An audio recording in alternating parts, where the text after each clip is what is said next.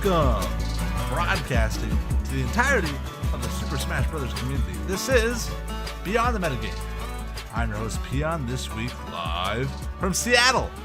I'm joined, as always, by my overworked co-host, Abhi. Abhi, how you doing, big boy? Wow, one time where it's actually true. I'm actually in Seattle at a conference. Wait, are you telling me that we didn't see Michelle Obama at a soda parlor a couple weeks ago? No, that totally happened. I'm sorry. I shouldn't have said anything to discredit that. And I am currently doing work, but always have time to spend time recording with my favorite person in the entire world, Dane Hartog, otherwise known as Peon. Yes. Yeah, I know, man. That's crazy. They got him up in Seattle.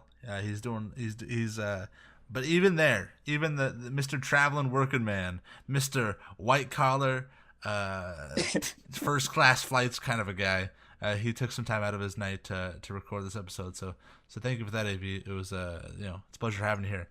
That said, man, it's been 1 week since Ultimate release. This is our first ever show after having played the game, and I have to tell you, man, we picked a good podcast topic to cover because Smash Ultimate is amazing. Yeah, I love this game, man. And I think before we get too excited about this and get too engrossed with how amazing the game is, we should talk about the new countries that have joined us. Oh, can we please, man? This has been hell of a week. This might be the most groundbreaking week, geographically speaking, in BTM history. Okay, we got Indonesia, Puerto Rico, Cyprus, Colombia, and this is where it gets interesting. We have the last continent claimed. Africa is ours, thanks to the wonderful country of Niger. Yeah, that's pretty awesome. But we got one more, which is other. What is other? Yeah, so I have a theory, right? This is other was listed in our listener locations. So there's a couple of different interesting possibilities. One, we have an extraterrestrial listener, in which case that's groundbreaking stuff. We may have proved life beyond our own realm. So, wow. Or we had a listener from Antarctica, which is not a country, but is somewhere in the world. So, hey, look at that. I think we might have gotten every single continent, baby. Antarctica Base Camp has been contacted. Yeah, I really hope so, because that would be super cool, and we would indeed have completed world domination. But after that, sorry, Ken. There's 2 new kings of Smash. All right, we're wearing the crowns now, baby. We got the whole world on our team. We did it. Way more important than MLG final. It was the BTM multicultural listenership. Definitely hope we appear in Sam Ox's next Smash documentary. But seriously, Avi, I'm really happy to talk with you today about Smash Ultimate, the meta that we foresee, the meta that we've been experiencing thus far, and how we should approach it. Any last thoughts before we get into the episode? Yeah, I think that what we're going to be doing today is we're going to be breaking down a lot of the stuff that we've built up before. We've taught you how to learn tech. We've taught you how to learn. And we've kind of explained what you're going to want to do when you jump into the game. So we're going to do a debrief on what happened when we first got the game. And then we're going to talk about what we thought about it, what we think is strong, what we think it isn't, what is unexpected, and really guide you through what we think you should be doing as you explore this game for yourself. So all that and more in just 1 second.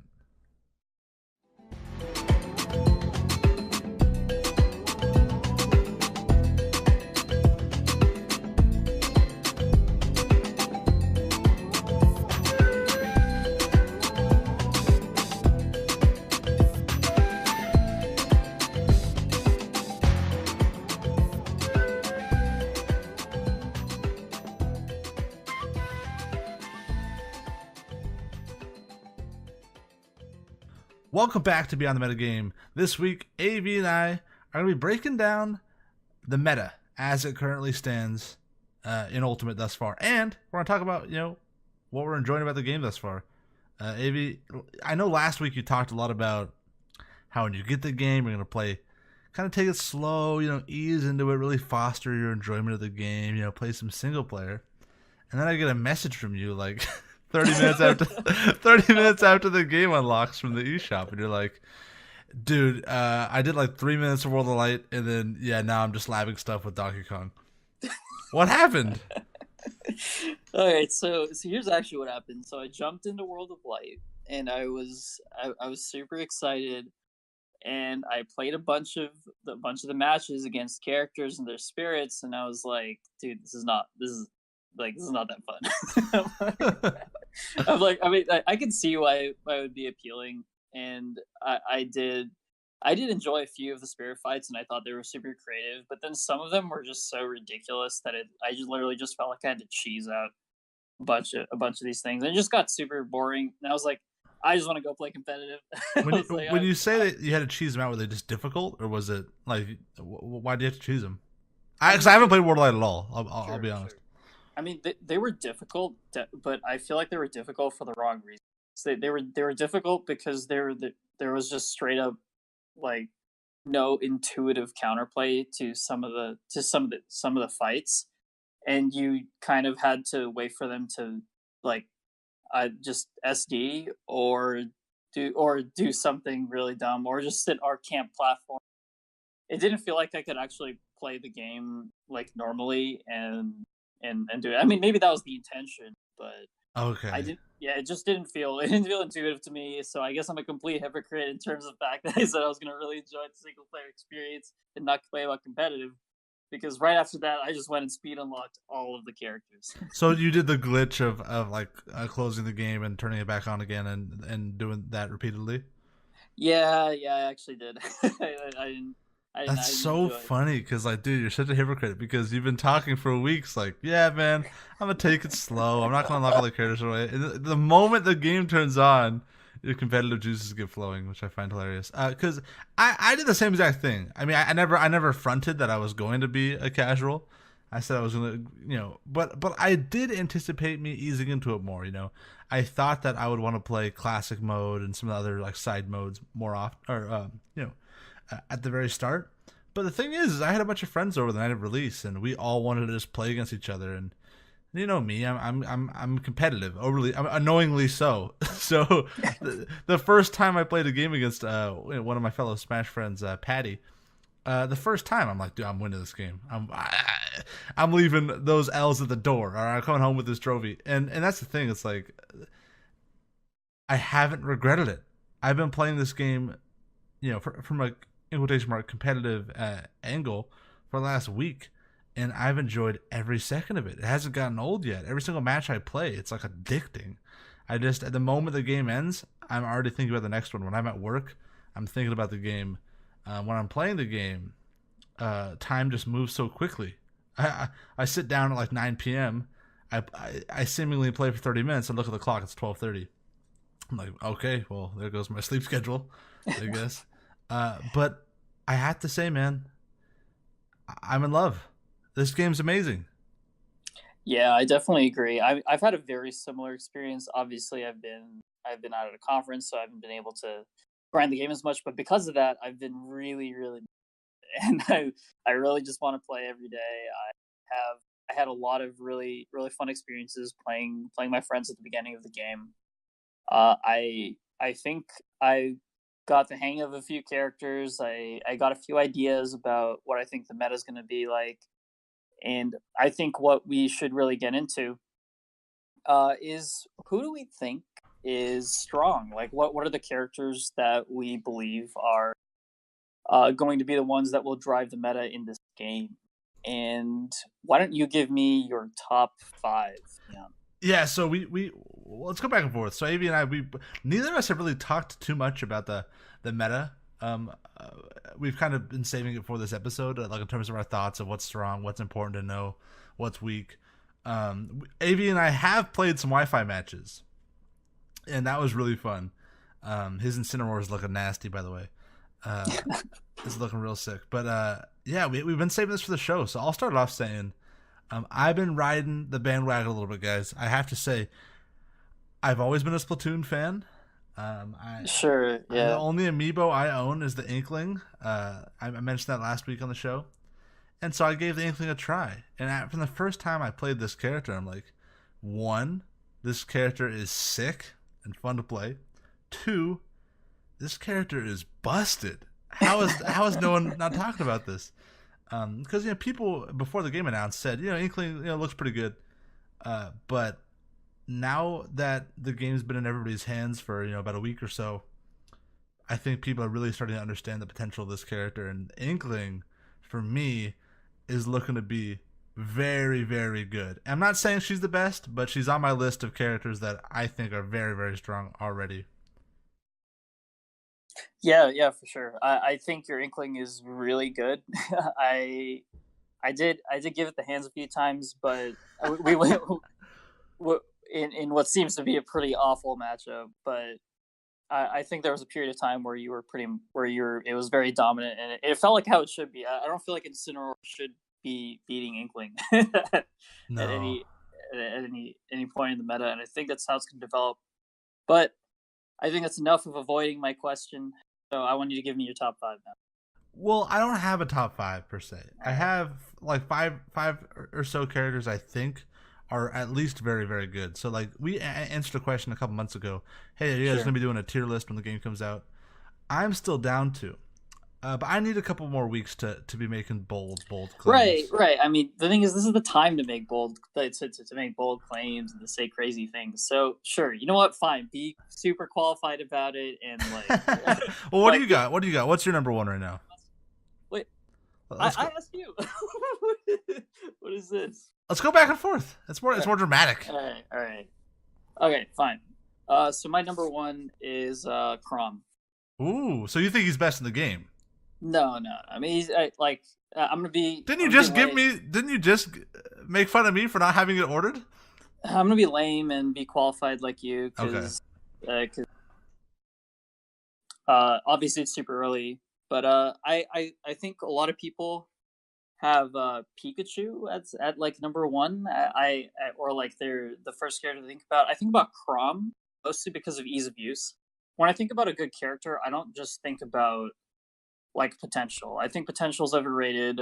I think I'm more of a not only a results based person, but also an ease of use person. I think the easier characters is to use, the easier it is to pick up a character.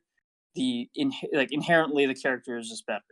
And I think Crom is very intuitive and has a lot of really strong neutral tools, as well as some ridiculous like punish game opportunities, especially with like forward air up B, Yeah. which Oh, that's so cool that yeah, you can true combo into the suicide kill. the fact that it spikes is absolutely ridiculous. Yeah, I'm inclined to agree with you. I would argue though that like you said, the ease of use element, like the fact that you can kind of pick up Crom, and me and you, I think, I'm gonna go on record agreeing with you saying that I do think Crom's a pretty easy character. He very much reminds me of Smash 4 Cloud. Like a lot of people are making that comparison because he's so fast and he's so strong, and his combos are very intuitive and relatively easy to pull off. Very much like Smash 4 Cloud. But I do think because of that, a lot of people are going to have matchup experience against Crom. I think that everybody's going to have a Crom in their region, which I do think, even just a little bit, makes him a little bit worse of a character. I don't know about you, but I'm very scared about the characters that are really good that nobody plays. Think Rosalina in Smash 4 or something like that. I'm like, oh, Mm-hmm. that terrifies me. But going off of that, I want to also shout out Marth and Lucina. These characters, I think, were super hyped before the game came out. Um, even more so than Roy and Crom. Once we saw that Roy take that Japanese tournament, Right. people started to give Crom and Roy a little bit of attention, specifically Roy. But I do think that despite perhaps underperforming based relative to the hype that was generated around both Marth and Lucina, both characters are still very, very solid. Specifically Lucina, in my experience, This is, I think, the tipper hitbox is actually pretty small compared to Smash Four. But Lucina, she just her movement is so good, and her F smash is so quick, and I think this game really rewards spacing, speed, and power, which Lucina has all three of. Yeah, I have tried out Lucina and Marth, and I do agree that they just feel like they have all the tools to be successful in this game. So, I think their side B, their blade dance or whatever it is really fast and it's super cool in this game. Although I feel like it doesn't connect properly when you do the up versions. Oh, okay. I'm glad I'm not alone in that. I could never land the up version of it, like the Yeah, at least for the finishing hit. right. It's a little strange, but yeah. So I just always end up doing the side versions all the way through.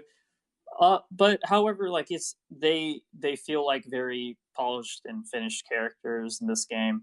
I don't feel like any of their tools are particularly not useful. Obviously juggling is really important in this game with your air dodge like options being more limited. I think that Yeah, they're that's both it. She has so many, like her juggling tools are so crazy because yeah. she can throw it an up air or a nair when she's underneath you, and Mm-hmm. try to bait out a jump or an air dodge from you, and she can fast fall that aerial. She Mm-hmm. either hits you, uh, and is still underneath you, or she misses you and is still underneath you. But both are scary, and Right, right. that's why I think that their kit just works so well in this game. Yeah, I agree. I want to make a little comparison to a character. Incineroar, I believe, also has incredible juggling tools.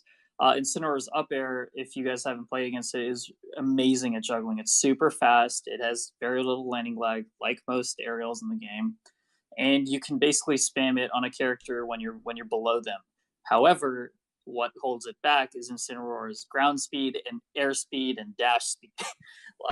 You cannot like if you unless you like read them the entire time, they will be able to get out of your get out of your grasp unless unless you're like a really heavy character that also does not have much mobility. Right. To tie it back to Martha and Lucina, both those characters have the juggle, the great aerials to juggle, and they have the speed to be in the right place at the right time. Right. So Yeah, that's so yeah. scary. Another character I think is just absolutely stacked, and I will equate them in this instance to Rosalina in Mhm. Smash Four because I think she's very, very, very good, but also very, very niche. And I'm gonna say Daisy and Peach. Right, Um, right. I think that this character it has crazy potential. Unlike Kron, like you were mentioning, I don't think that Peaches are really easy to get into. But I think Mhm. stuff like Float is just such a good mechanic in a vacuum. But paired with like her crazy aerials and her really lack of landing lag, and just how good turnips are in this game, and also a lot of the combos that she gets off of down tilt, which can no longer be teched on the stage, is just so gross. And Peach is like good in every game, but I'm terrified of this character, man. Yeah, I agree. Peach looks really good. I've seen some Twitter clips from Samsora, and the guy's already really sick. I'm pretty scared. Although I still think that their weakness will be range, and I do understand that turnips might be able to counteract that in some fashion. Obviously, you're going to be able to do a lot of really cool movement mix-ups with the float cancels.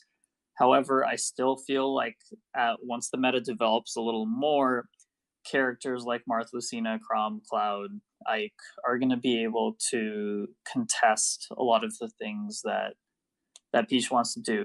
Although Yeah, yeah, I do believe that Peach can edge guard them pretty well with Downer.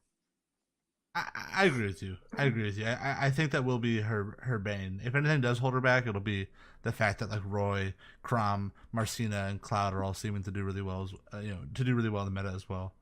Right. What do Yeah. you got for another character? Yeah. The obvious one, which I'm going to go with, is Pikachu.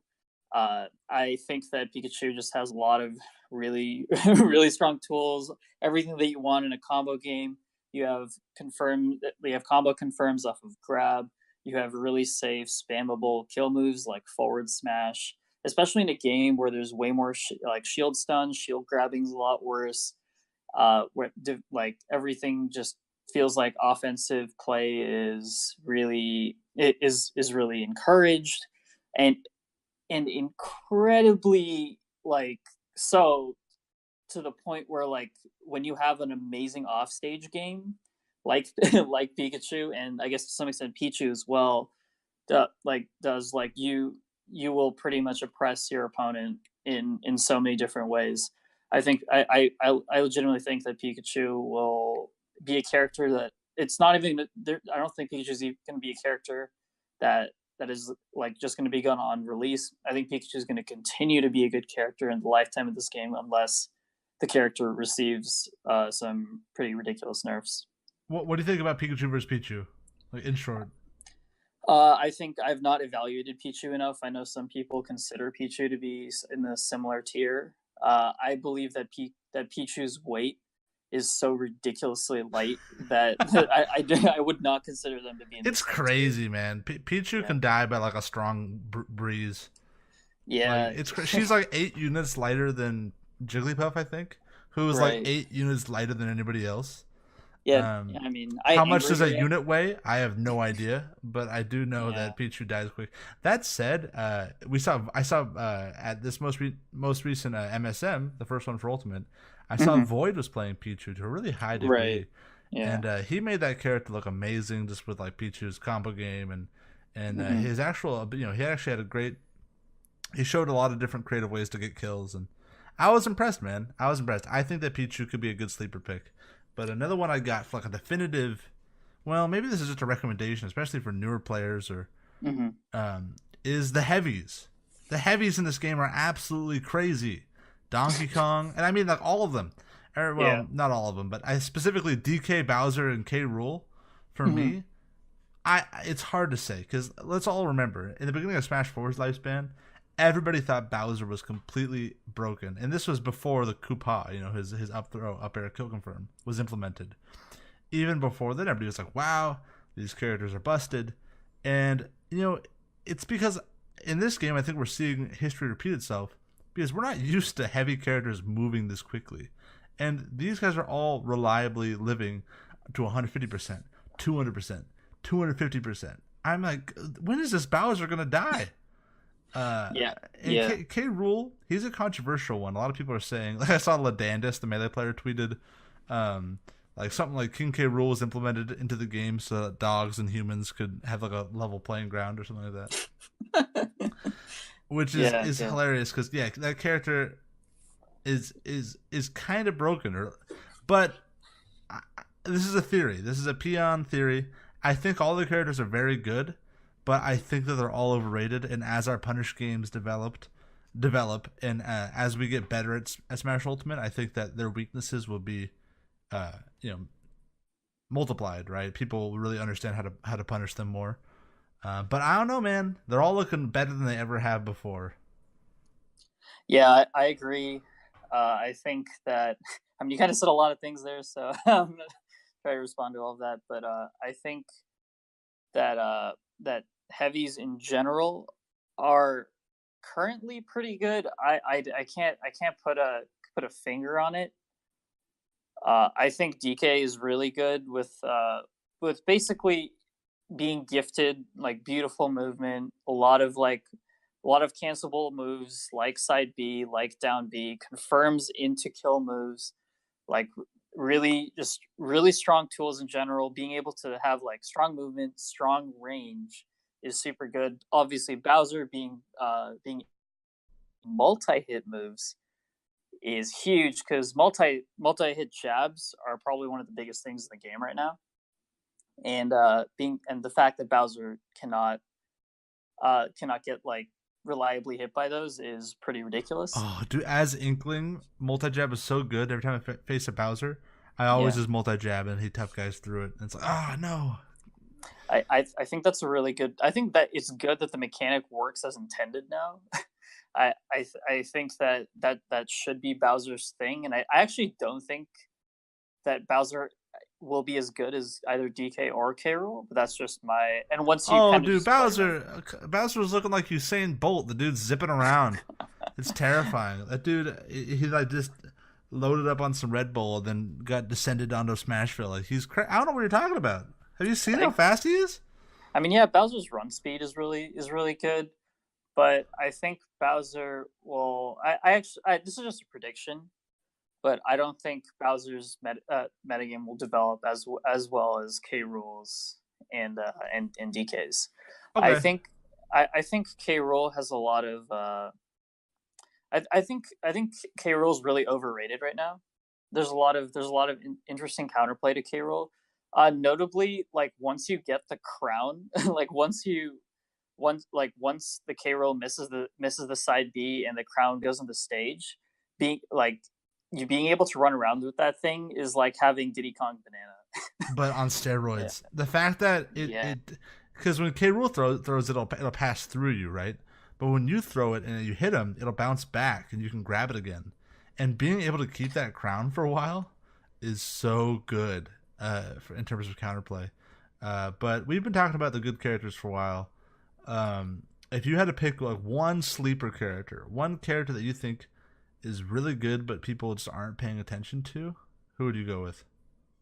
that's a really interesting question, and I think that I'm going to interpret that as a character that people have been sleeping on that I think is really bad, but is actually playable, and not necessarily a character that is going to be top tier. And I think that character is Ridley. Okay. Uh, I think Ridley has a lot of really good tools, and obviously people are obsessing over Ridley's Nair. And I do think the character dies a little early for being like a super big character and has ridiculous hurt boxes. But I don't think the character is bottom tier as some people claim him to be. Is Ridley a dude? I think Ridley's a dude, right? Is I, Ridley a dude? He's like a dragon. I have no What clue. do you mean is he a dude? He's not like cracking Budweisers and hitting like the surf. He's a dragon. He's like a bounty hunter thing. All right. Yeah, I have no clue. Is he male? Is that your question? If that's the Yeah. question, I think so. Yes. All right. Well, that is my pick. What do you think about that? Okay. I love where your head's at, and that's a controversial one. I don't know. I don't know if I see the potential right now. I kind of think Ridley's pretty bad. I think that he has all of the downsides of the other heavies with much less of the benefit. That's the kind of thing about heavies, like let's think Smash 4, just because that was a game whose meta that was more developed. There were a bunch of good heavies. There was DK, Bowser, well, just those two. Um, and there was like Ganondorf and DDD and some other heavies that like had all the consequence of playing a heavy in terms of they were combo food, they were slow, but they didn't have any of the reward of playing the other two. So I don't know. I think that Ridley's in that situation. I think that he's just too much of a combo sponge, like inherently. I think that they would have to really spruce up, or someone have to find like some really consistent, safe kill confirms and stuff like that. I just don't think he's there. Right. I mean, I had to give a controversial one because it wouldn't really be interesting if I didn't think so. But it's not that I think Ridley's like a really good character. I just think Ridley's better than people give him credit for. I can agree with that. Yeah. Yeah. Oh, sorry to cut you off. Go ahead. No, no. And I was going to ask you, what is your sleeper pick? So I got now. Perhaps this is. I don't know if this is more controversial. I actually don't really know what the collective hive mind in the Smash community has said on this front.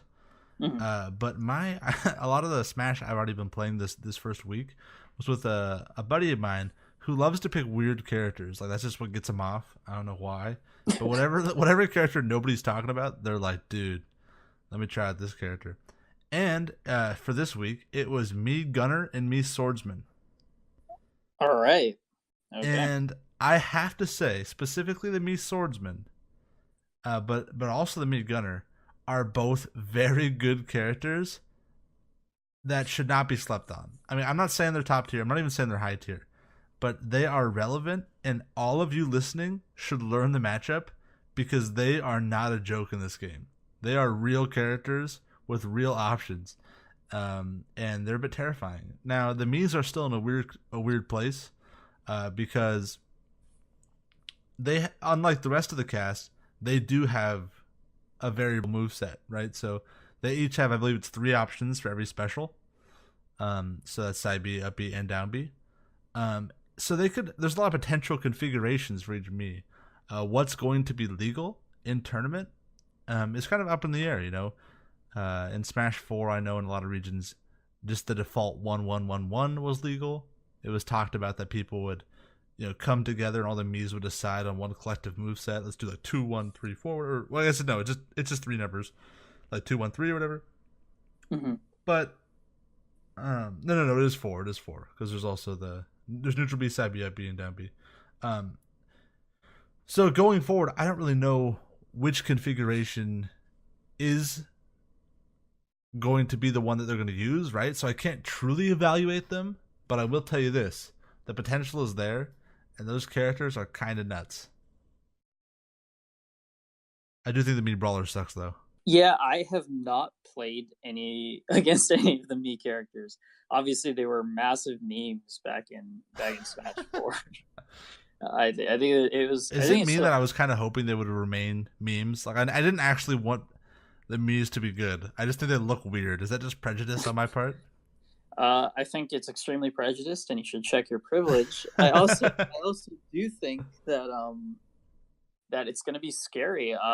Obviously, it would be embarrassing to get beat up by a Mii Brawler like wearing like a hibiscus on their head, but I think that I think that it is, like you said, a very important matchup to learn. I've not played against them, so that is exactly what I'm going to be doing once I get on my setup. Because I'm telling you, man, there's a good chance you're going to lose to that Mii fighter, and you don't want to lose to a Mii fighter. Okay, it's not going to feel good. It won't. It will not. I think Mii fighters are going to be we're probably really expected to just be like meme characters, and the fact that they're not is going to be really scary. Speaking of meme characters, I want to know, like, who do you think's not so great right now? Okay, so I'm a little disappointed to say this because I had high hopes going into this game for this character, but one character that I think, I don't know if bad is the word, but at least I'm going to say not good. I will say okay and below, right? I don't think they're ever going to win a major in their current state. I would bet $100 on that.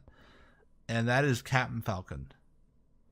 I think Captain Falcon's kind of trash, and it makes me sad because I love Falcon. He was my main in Smash 4 for multiple years.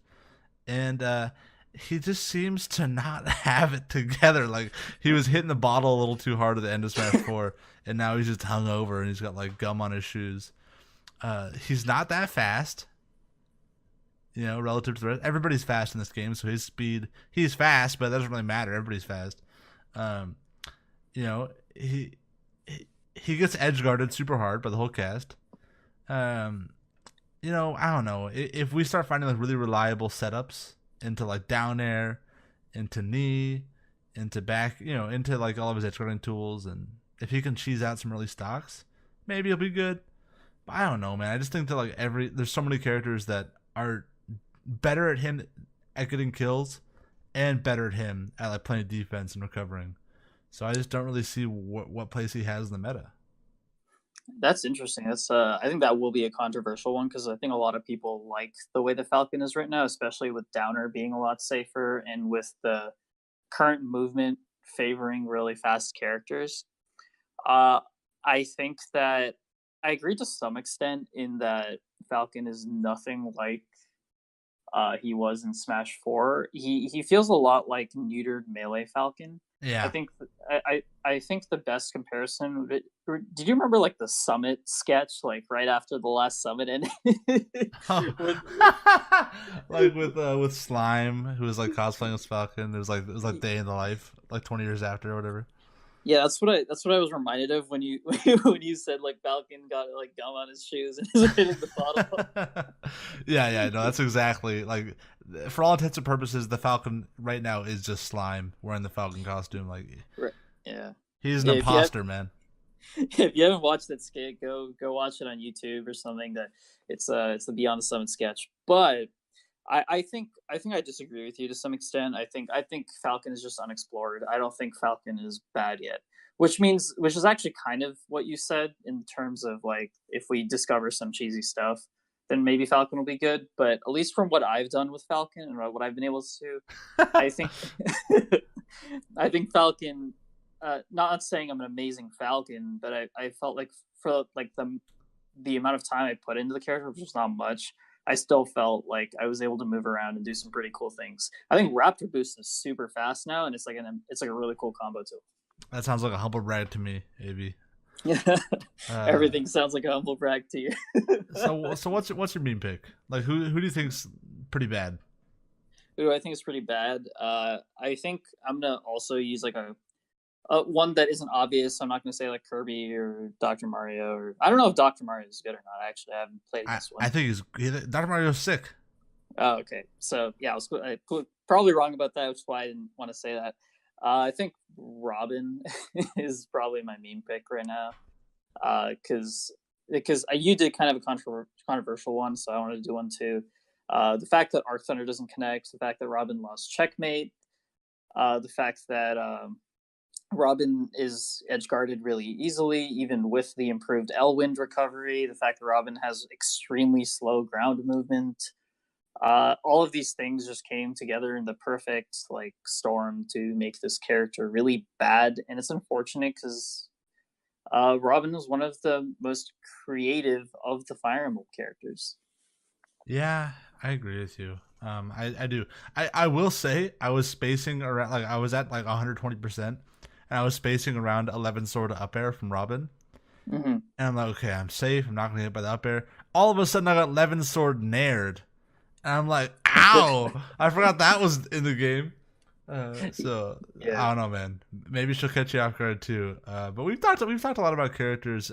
What rules have you been playing thus far? Like, have you been playing 7 minutes? Like, what stages are you going at? Like, I just want to hear like how have you been playing the game? Yeah, 3 stocks, 7 minutes. I obviously have tried out a bunch of stages. I think WarioWare is too small. I think Fountain of Dreams, although people really like the stage, I get a headache from that stage, honestly. I want to share an anecdote. So I was playing against AV the one time we played together, Oh my and god. of course, I had Fountain of Dreams set on my like preferred stage. We were playing online, and he goes, dude, let's change the stage, man. I'm like, what do you mean? Why? What's wrong with Fountain of Dreams? He's like, dude, my eyes are watering. Are your eyes watering? I'm like, no. What's wrong with you? And so I don't know, man. I still think you're a freak. I think Fountain of Dreams is beautiful. Yeah, I think I'm a little soft in that regard. Oh yeah. Were those my words? Stop being soft, baby. Yeah, I mean, I would imagine those are your words, but I just think it's really distracting. It's all like there's too many frills. It's all like Umbra Clock Tower in that regard. It's just very distracting. Although I wouldn't be that mad if I had to play on it. I think it's just like stages like Smash. Maybe I'm just spoiled with stages like Smashville and Town and City, where like there is so clearly defined against the background. Do you really want to hear that music more? Do you really want to hear wah, weep, weep, weep, wah, wah, wah? Do you really want to hear that for three? Like, listen to yourself. Look, man, I really don't, but I'd prefer to see my character properly. Oh man. All right. Yeah. What do you think about like it's lagging? Like I've been noticing a lot of frame drops. I know last week on the show we talked about how allegedly the frame drops had been patched even before the game came out. You know, the pirates. But I guess you can't trust the pirates because it's still getting some frame drops, especially on zoom ins. Like when you land a finishing move or when you land like like a falcon punch, like something that like kind of slows the game down, and zooms in for a sec. Every single time that happens, it seems to just chug a little bit. Yeah, I think that I don't think it's been completely patched out yet. I thought that's what a lot of the pirates said. And I agree. I have seen frame drops, and it's been really unfortunate, especially because that might be the thing that makes it not legal until that is fixed. Yeah, yeah, it's a shame. In terms of hazards, I know I've been playing for the most part with hazards on. So that means like Smashville's moving for me, Town City platforms are moving for me. I like it. I like stages that are neutral and pretty fair for the most part, but have a little bit of variety. I just think it adds to the experience. There's just that sweet spot. Like the fact that the Smashville platform moves for me is like the perfect sweet spot of BS. It's just a little unfair, and I like the variety that provides. Mhm. However, I've been seeing a larger and larger movement to just normalize the no hazards playlist or settings. And so 2GG, anecdotally, I've been just reading about this. A lot of people are saying that at the first Smash Ultimate events that have been happening, there's been a lot of troubles. 2GG specifically on the record saying that there were many instances of people choosing no or hazards on when they meant to have hazards off, and this creating controversy. Starting the match. Okay, what do we do? Do we back out? To come help us out, and it was adding issues to the tournaments. People were having conflicts and problems. Um, do you think the community is just too dumb to switch between the two? Like, is it too much to ask, or how do I mean you're the TO of the two of us? Like, what? How do you think that we handle this? I'm a bit of a pragmatist on this. I don't like saying stuff like get used to it, or the community shouldn't be dumb. I like going by what's been happening and using what people do to inform uh, like TO and community decisions.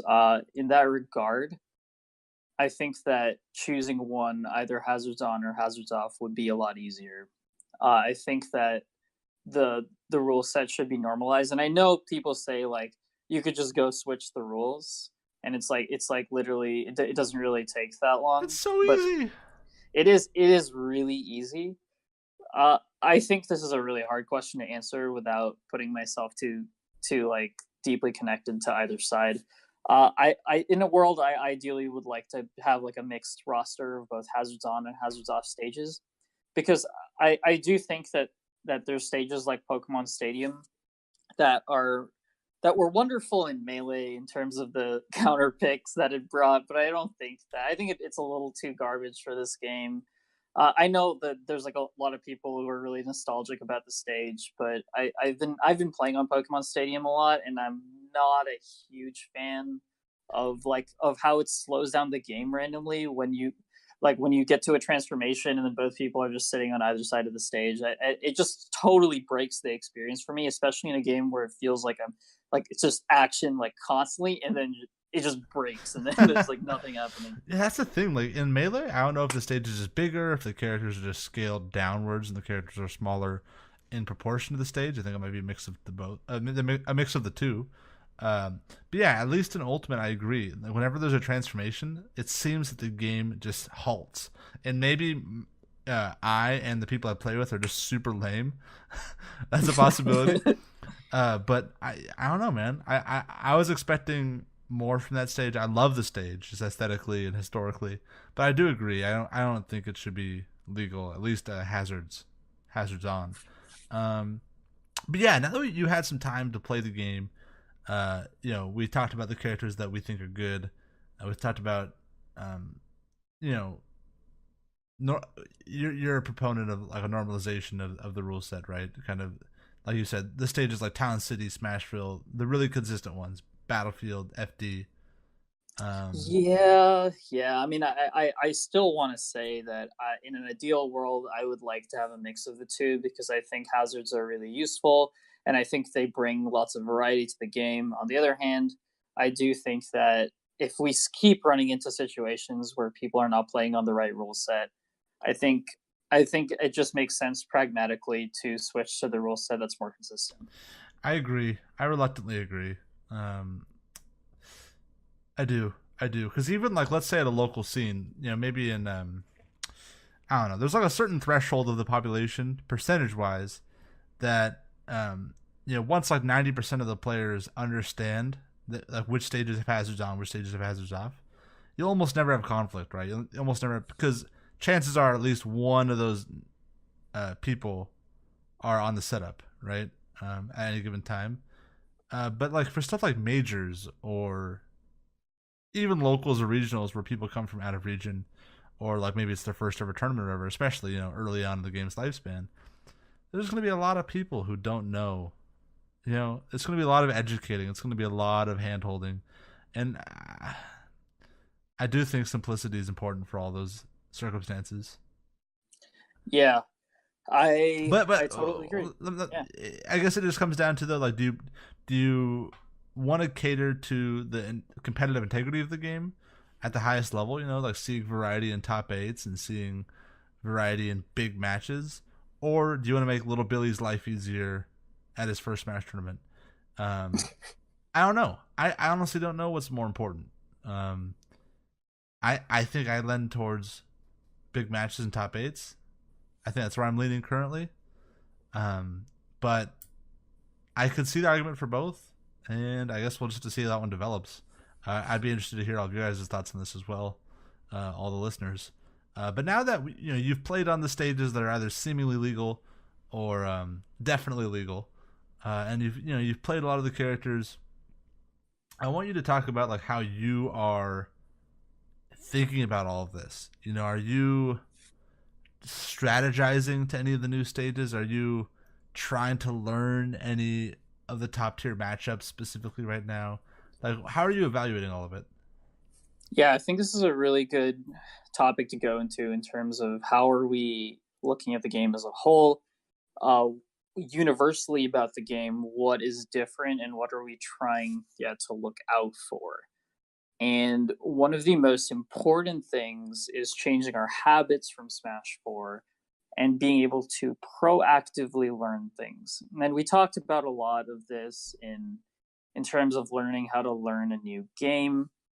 And I think that some of these things that we have to really focus on are learning how to parry. I think parrying is one of the most important mechanics to learn, because without it, we're literally without perfect shielding, which was really important in all of the previous Smash games. I think that I've watched a few competitive games, and a lot of them used parrying to great effect.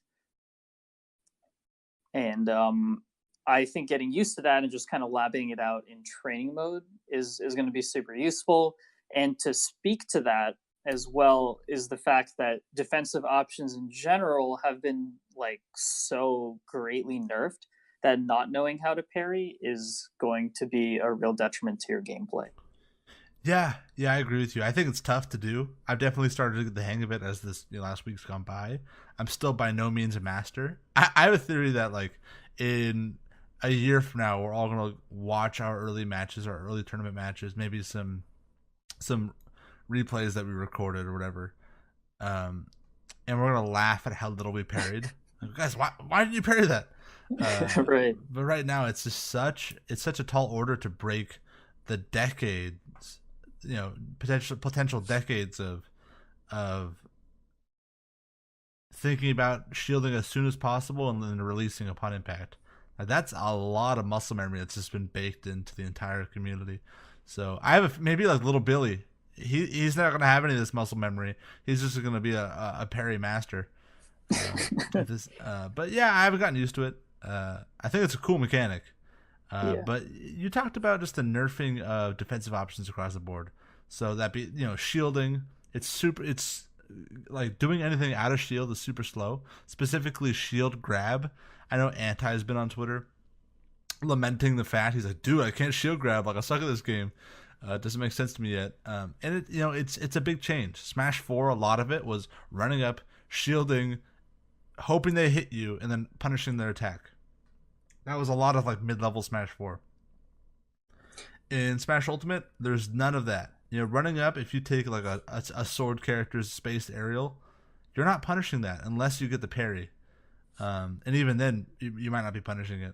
So I want to just ask you what you think about like how can people start practicing that? How do you change your ways?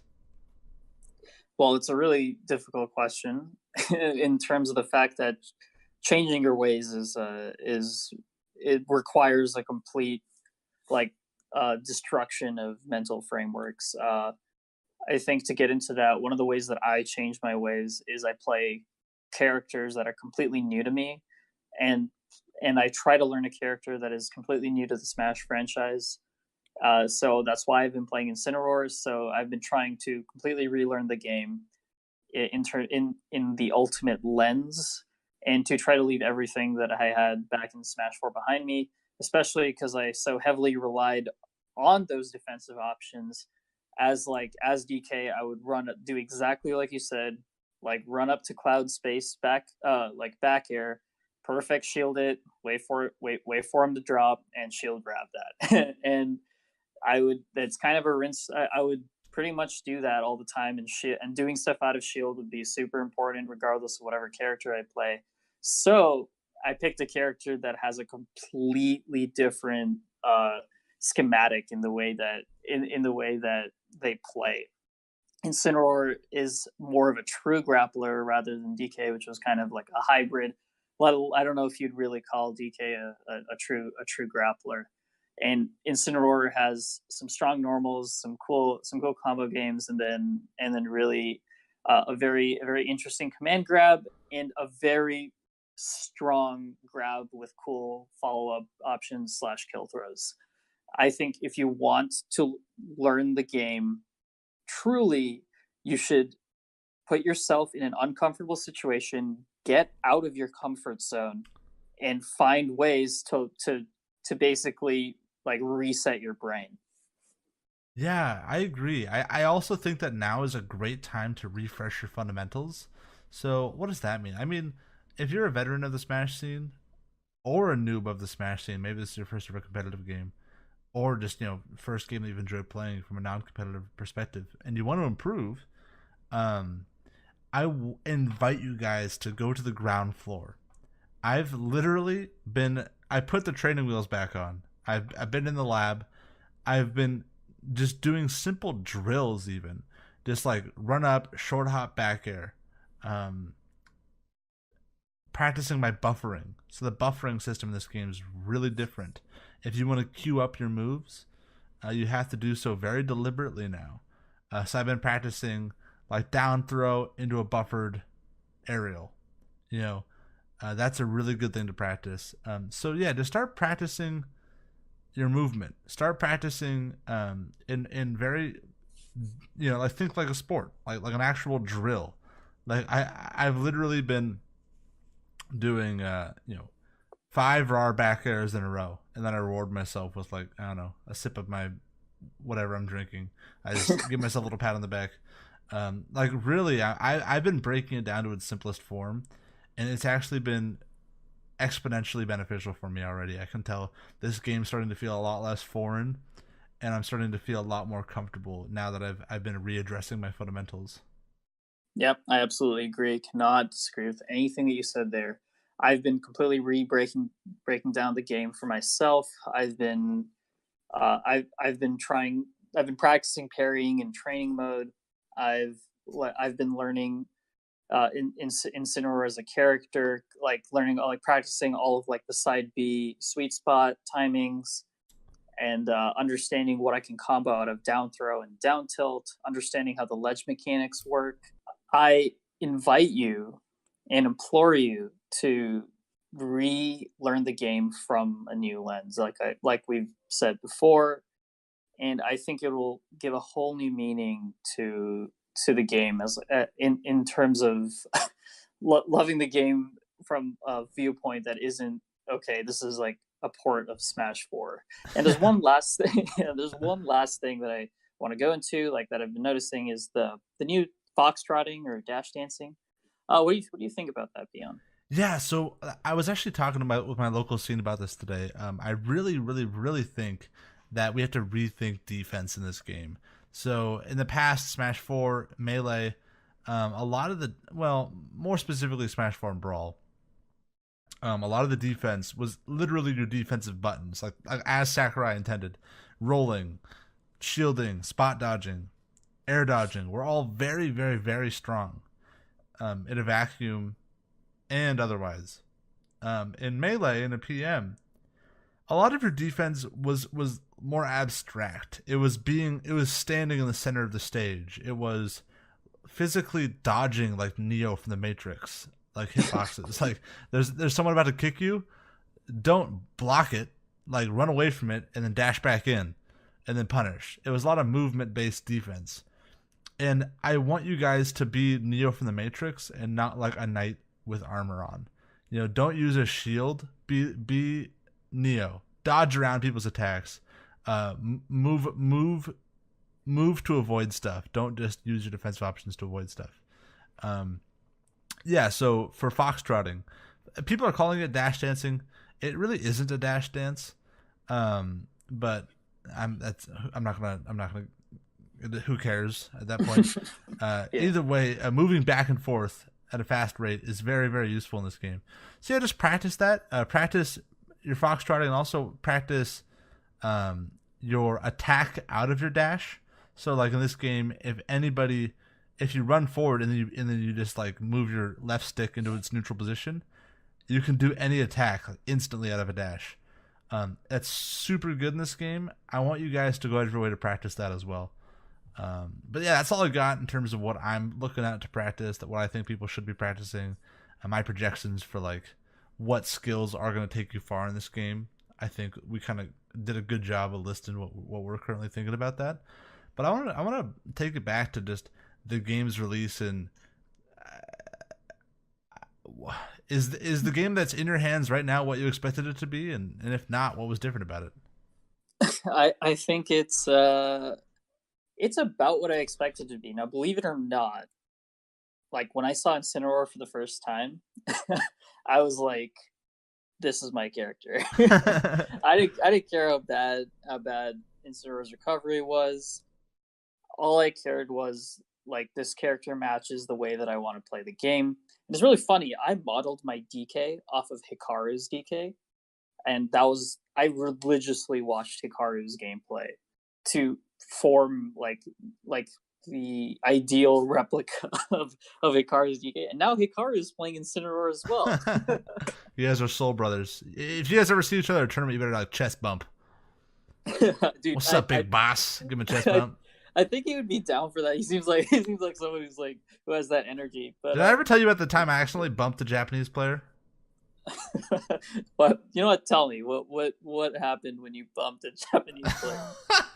That's really the name of my autobiography, bumping a Japanese player. So I was at a tournament. I don't even remember what it was. It was like some major in California. I think it was like 2GG West Side Saga back in 2017.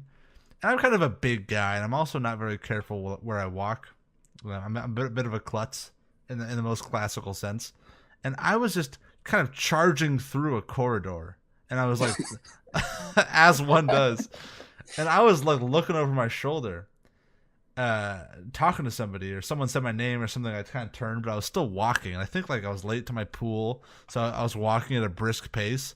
And all of a sudden, boom! I just put a shoulder into somebody's jaw. And I'm turned like, oh no! And again, I was moving pretty quickly. I turn and look, and it's Sue. Sue, the Lucario player. No, you shoulder checked Sue. I know. I'm going to hell. And I look at Sue. The sweetest guy ever. Dude, you're telling me. I turn. He's kind of shooken up. We make eye contact. I'm like, Sue, I am so sorry. Are you okay? And he's just like, the happiest smile, laughs, does a cute little like really polite bow. I bow back, and it was no harm done. He totally took like a champ. I think it actually gave him like aura charge. Like he did better in bracket that day. But yeah, now I always watch where I'm going. But yeah, to answer my original question about like, is the game what I expected it to be? I don't really know. The game, to me, it's less like Smash 4 than I thought it would be. I didn't realize the game would be so aggressive and would be so fast. But I love it. I'm in love. It's like I'm in my honeymoon phase right now, and all I want to do is spend time with my baby. And her name is Inkling. And I'm having a great time, man. Great. Yeah. I can see it. Your Inkling's moving. It's doing a lot of really cool things. So I'm super excited for you. Thanks, buddy. You're the best man. You can read the vows at our wedding. I will. But But I want to I ask yeah. you, like, there's a patch coming out, apparently. Patch Oh yeah. 1.2.0. I logged into my Switch today. I'm like, what? Patch 1.2.0? What? What do you think? Is Yeah, this we got too soon? those. Yeah, we got those the balance scientists in the water. They're here to they're here to get us. So I'm super excited. Now here's why. I am not playing any of the top tier characters. I am not playing any of the top tier characters. I mean, I'm playing good characters. I'm playing Ike, I'm playing Cloud, and I'm playing who's that DK. None of these characters have really risen up to be like, except for Cloud. I think Cloud is super underrated, and as we saw from I believe Tyrant Yes. at MSM, Cloud is no slouch. So I think that I play characters that are going to be pretty safe from initial balance patches. Although that being said, putting my selfish reasons aside, I think it's not something to be excited for in terms of the health of the game. I really hope that these are more bug fixes and some like interaction fixes and generic stuff rather than serious balance changes. I don't think the game is developed enough to implement serious balance changes, and I would be really scared if they did anything drastic to affect the game. Dude, I completely agree with you. Because we're still figuring stuff out. I don't want them to change stuff before we figure it out. Like, I want the meta to stale up a little bit, and then for them to change stuff. But like right now, that we don't have a very solid foundation. We have a very rocky household, and I don't know if we can handle the change right now. But yeah, like you said, I hope it's bugs. If not, we'll adapt. We always do, and I'm sure the game will still be lovely. Um, Right. but Yeah. Avi, I think that brings us to the end of our show.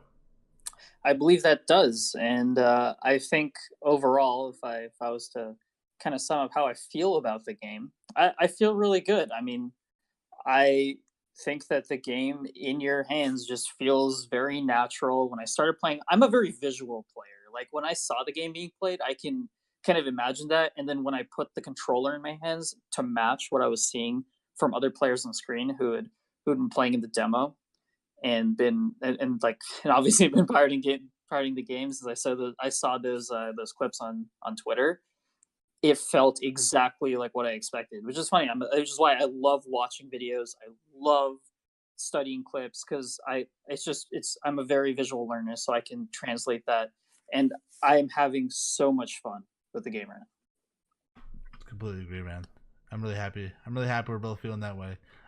Before we head out, I want to answer some of our questions from our Discord server. So if you do want to chime in and get your questions answered on the show, join our Discord. It's going to be in the show notes. Everybody's welcome. We have a great little community fostering. And it's fun, man. It's fun. It's cool to, if you want to talk to us, come talk to us. We'd love to talk to you. We'll even play games with you. We have a pretty active but small yet growing community, and we'd love you guys to be a part of it. That said, our first question from the Discord is from Small Fry. What do you want for Christmas? What do I want for Christmas? I will be. I think what I want for Christmas is something I'm going to buy myself. I'm going to build myself a PC, probably. Oh, congrats! Yeah, I think that's probably going to be my Christmas present to myself. I'm really bad about asking for presents. There's not much like material things other than clothes that I really enjoy getting. And it's like if it's like a console or something or like some piece of technology, I'd be like I would just buy it myself. So I think at this point, like maybe pieces for my PC or clothes. Dude, hey, really happy for. Hey, let me know how that goes. By the way, if you need any help, I love building PCs. It's so fun. That goes for anyone in our community. Actually, if you're building a PC, run it past me. I want to see what you're doing. As in terms of what I want for Christmas, dude, I haven't really thought about this. I'm so bad about this. Like my girlfriend or my family in general is always like, "Yeah, Dan, what do you want?" And I'm the worst because I never give them any good ideas. Um, I don't know, man. I just hope Sakurai doesn't nerf Inkling. That's what I want Yeah. for Christmas. Um, A. Jonitz asks, "What are your approaches to quick growth in early Ultimate?" His scene has a month off until Ultimate tournaments begin. So how can he best spend that time for quick improvement at the new game? And he's a Smash 4 player. Okay. We have talked about this in the Learning to Learn episode. We've talked about this in No Tech Zone. I will summarize these things and add a little onto that. I think that learning that quick growth and ultimate is being disciplined. Go into training mode, lab out your options, understand what you can do with your character. Pick one or two characters. That is huge. You need a second character in this game because there's going to be so many matchups. So pick one or two. Don't pick too many more than that unless you're trying to like really have fun with the game. That is up to you. If you want to grow, stick to a few of those characters, really understand their options, because once you have your character's tools and the game's tools understood, the canvas opens up for you to paint your beautiful like mind games into the and rainbows and all this artsy stuff of Smash. I mean, but with all of the colorful analogies aside, when you play a character, the more that you have to think about what you're doing, the less that you have space to actually play the mind games and the more interesting parts of the game. So understand your character and play a simple character. Play Crom. That's how you. I think that's how you should. That's how you should grow. What do you think, Dane? Yeah, I'm into that. Start simple. Like I said, do some drills. Really build a strong foundation.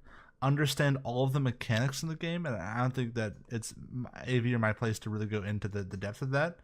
But all the different changes, how teching works, how to move, what combos you have against which characters. Really get into the nitty gritty and flesh all that out at first before you build on it. I think it's very underrated. Small Fry asks, again, another holiday themed one. What Smash related or beyond the metagame New Year's resolutions do you have as we approach 2019? My New Year's resolution is to basically feel like every matchup is doable with Instant Roar. I did this with DK. There were no matchups in the game that I felt that were not doable. I think a lot of people in my scene and in NorCal, the scene that I'm currently in, whenever they ask me like, how do you feel about a certain matchup, or they play me, it's like, don't you hate this matchup? I'm like, no, it's doable. Like, I like it. And then they just give me this weird look and say like, no, you're crazy. And the thing is, I like that. I like getting to a point where I feel that that I have full control over the destiny of my gameplay. And that's probably my New Year's resolution. What about you, Peon? So mine's more beyond the metagame related. I would love to meet one of our listeners at a tournament that listen to the show. I've never. I mean, other than I have friends that listen to the show and stuff like that. But I would love to go to like Genesis, and I want someone to walk up to me like, "Hey, are you Peon from Beyond the Metagame? I like your podcast." I just want to I don't know. I feel like sometimes I feel like we're in a bit of a not an ivory tower, but we're a bit removed. It's a radio show. We send it one way, and we do get a lot of feedback, and our community has been lovely to us, and the reception's been great in general. But I don't know. It'd be cool to meet some of you guys. Now you've completely changed my New Year's resolution. make me look like I don't care about people. You don't care about the people, AV. Okay, it's obvious. I do. You just want to beat them with your Incineroar. Oh my god, I think that would be so cool. I've actually had a lot of thoughts about that. Believe it or not, I'm really excited by the fact that that we are having impact on people, and that we do get really cool messages and emails about how to improve at the game, whether their approaches are correct, and like the fact that we're having an impact on the community in so many ways. So yeah, being able to, I think I get in that vein, if we're talking about a resolution in terms of in terms of the community, being able to continue to grow and nurture basically all of the things that we preach and beyond the metagame, and to create a really loving community is something that I would love to have the following year. Nope. And yeah, I think we're gonna go on to the next question. From Nachos the Dog, how do you find out what country your listeners are from? So this one's a simple question. I wish it was more extravagant. I wish it involved some Nicolas Cage National Treasure level secrets and mystery solving. But to be truthful, We use 2 podcast tracking metrics, one being PodTrack, and one being built into our actual podcast hosting service. We use Transistor. If that means nothing to you, it's okay. It's just where we gather our metrics, and it just tells us. No, simply put, it just says, "Oh, this is where listeners are from." There's a map that gets filled in. It's pretty cool. Me and AV actually obsess about it. Like we'll text each other at work. Hey, bro, we got this country. And so it's I don't know why we like it. It's just fun for us. Yeah, that's that. So now we got a question from, I don't know how to pronounce it, and I wish I did. Kula Ku7A, an active member of our Discord, a great homie. We need to play soon. We've been trying to schedule some games. Asks, what are your individual ways to mash out of grabs or grounded moves? So this is actually a question that I would like to hear an answer from you. This is seemingly simple, but I only use the control stick, but I've heard that mashing buttons can sometimes be faster. What do you do? Okay, so I want to revisit this next week, because I heard a rumor today, that there was a new optimal mash found where you change your D-pad to not be any of you remove the taunts, and you just put different inputs on the D-pad, and you swirl the D-pad around, and apparently that's the optimal way to mash.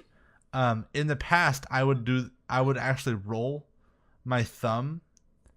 Well, okay, so I have a really funny mash. I would actually roll my entire hand over all 4 of the buttons, and I would sweep across all 4 of the buttons while also spinning my left stick as quickly as I possibly can, in like a 360-degree thing. But I'm gonna lab this for you, Q7A Kula, and I will find out the optimal way to do this, and I will let you know next week on the show. Okay? Yep. So I'm actually going to break 2 things. I'm going to blow your mind twice. Please. So first of all, this D-pad mashing was in Smash 4. It was actually used by, I believe, a SoCal player taught it to me, who learned it from Earth, the Japanese pit main. That D-pad mashing was actually in Smash 4.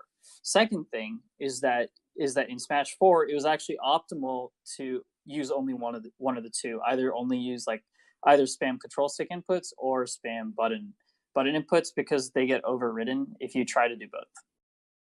Not if you have impeccable timing. I'll believe you. You have perfect timing, and I'm sure that you did great. Yeah. Okay. We'll get back to you on this though. I don't want to BS this answer. I'll find the perfect way to do it, and I'll tell you. Okay. Sound good? AV? Are you with that? You're gonna leave me hanging, bro. No, it's like you're talking to her. You're talking to Q7A. I'm like, you're just waiting for them to answer. I'm like, what am I supposed to respond to?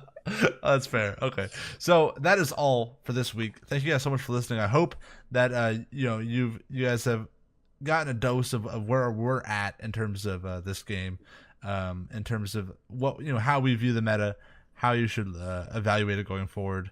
And yeah, just get a good idea for how we're feeling about the game. I think AV and I are both in love, and we're both super excited to see where this takes us. Yeah, I hope you guys are doing the same. I hope you guys are having a good time with the game. I'm sure it will. Please let us know. You can find us, if you want to let us know, on Twitter. You can find me at Peon_GCE. That's Golf Charlie Echo for all you sailors. You can find the show on at Beyond Metagame. There was no room for the, but we'd love to hear from you there. And AV, where can people find you, my friend? People can find me at A plus my long Indian last name, A Vaidyanatha. Cool. All right, guys. Thank you so much for tuning in. Until next time, goodbye.